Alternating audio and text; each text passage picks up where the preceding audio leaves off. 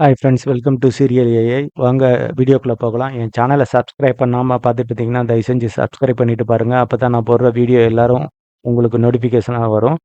வாங்க இப்போது வீடியோக்குள்ளே போகலாம். சுவாரஸ்யமாக போயிட்டு இருக்கிற இந்த மூன்று முடிச்சு சீரியலில் இப்போ சுந்தரவழி குடும்பம் வந்து திருவிழாவுக்கு வந்துட்டாங்க. நந்தினி, சூர்யா எல்லோருமே அங்கே இருக்காங்க. அந்த கொலைகாரன் கௌஷிக், அந்த பரமேஸ்வரி, அந்த சுதாகர் எல்லாருமே இப்போ திருவிழாவில் இருக்காங்க. இப்போ என்ன நடக்குதுன்னா, இந்த சுந்தரவழி ஆக்ரோஷமாக வந்து நந்தினி கிட்ட என்ன சொல்றாங்கன்னா, "ஏய் நந்தினி, நீ பால் குடம்லாம் எடுக்கக்கூடாது. ஒழுங்கா உன் குடும்பத்த கூட்டிட்டு இங்கேருந்து கிளம்பு" அப்படின்னு சொல்றாங்க. எதுக்கு? அதுக்கு உடனே சூர்யா என்ன சொல்றீங்க? நீங்க நிக்கிற இந்த நந்தினிக்கு உங்களுக்கும் இந்த மருமகள் ஆகுறதுக்கு முன்னாடியிலிருந்தே அவ பால் குடம் எடுத்துக்கிட்டு இருக்கா. அத தடுக்க உங்களால முடியாது அப்படின்னு சொல்றாரு சூர்யா. சுந்தரவழி என்ன சொல்றாங்கன்னா, "யாரடா அவள பால் குடம் எடுக்க வேண்டாம்னு சொன்னது?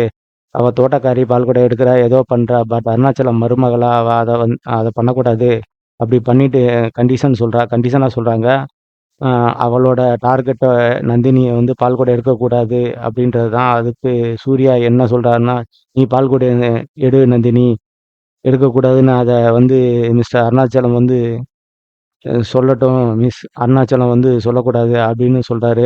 அதுக்கு உடனே அருணாச்சலம் சூர்யா கேட்குறாரு, "அப்பா நீங்க சொல்றீங்க நந்தினி வந்து உங்க மருமகளா என்னிட்ட ஊருக்கு முன்னாடி சொல்றாங்க.